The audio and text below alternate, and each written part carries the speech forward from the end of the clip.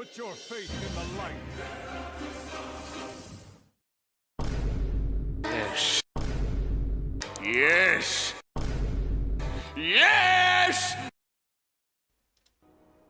Hello guys, welcome to another one of my videos. This is Lightblade. Well guys, in this video we're going to be talking about some really good news that just happened yesterday. And yes, Retribution Paladins are getting a buff. Finally, Blizzard recognized that we do exist and that we need some help in our tuning. And it's a long time coming. Like Retribution Paladins set bonus first was only 2 seconds, they increased it to 3 seconds. And that was the last buff Retribution Paladin saw in all the expansion. They did nothing to us since like the uncapping of AoE, like when they did reduce damage after 5. So this is really good for Retribution Paladins. The numbers I'm handling now are from the Paladin Discord, and they say it's an increase of 3% in single target and 8% in AoE situations. So as you can see, those numbers are pretty substantial. So now let's go to see what are the buffs themselves. Okay guys, I'm going to be talking about the changes in order of importance. So the least important first and the most important at the end.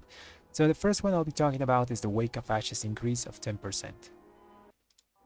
So it's a nice band-aid fix for the spell Wake of Ashes, because up to now, like up to this patch, it kind of felt like a lackluster button to press. With the tier set bonus that makes it possible to get resets of Wake of Ashes, now it actually feels like a chunky damage button that we can rely on, you know. Sometimes you can get this thing like 2 times in a row while you're on cooldowns and it's really good, you're doing top damage.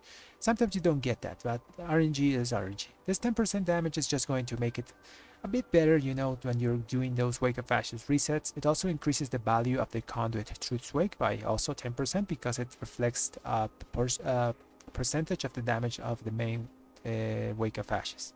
So now let's go to the next change. So the 10% increase of Divine Storm.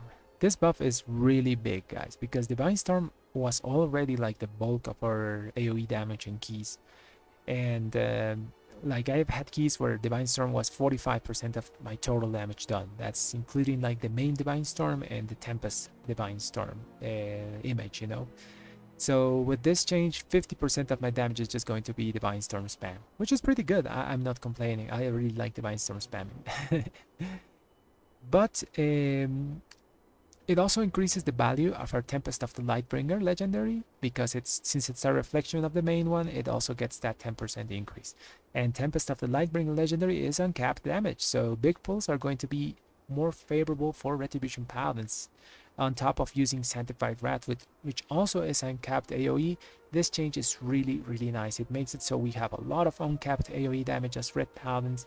Tempest is going to be our best legendary, like no questions asked, on fortified weeks, and even on tyrannical weeks we might justify using it just because Divine Storm hits like a truck and destroys packs faster, so we can make up the time we're not killing the boss because we're destroying like trash packs faster than normal, you know. So now let's go to the most important change of this patch note. The most important buff that they gave us, in my opinion, is the increase of our 2-piece tier set bonus by 1 second.